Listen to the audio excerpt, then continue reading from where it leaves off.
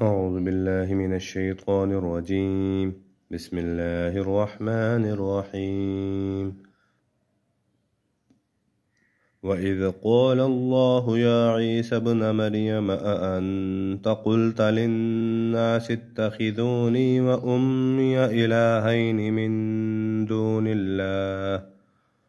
قال سبحانك ما يكون لي أن أقول ما ليس لي بحق إن كنت قلته فقد علمته تعلم ما في نفسي ولا أعلم ما في نفسك إنك أنت علام الغيوب إنك أنت علام الغيوب ما قلت لهم إلا ما أمرتني به أن اعبدوا الله ربي وربكم وكنت عليهم شهيدا ما دمت فيهم فلما توفيتني كنت أنت الرقيب عليهم وأنت على كل شيء شهيد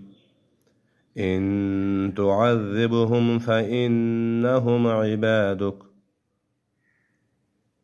وإن تغفر لهم فإنك أنت العزيز الحكيم قال الله هذا يوم ينفع الصادقين صدقهم لهم جنات تجري من تحتها الأنهار خالدين فيها أبدا رضي الله عنهم ورضوا عنه ذلك الفوز العظيم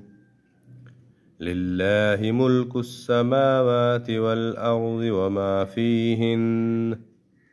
وهو على كل شيء قدير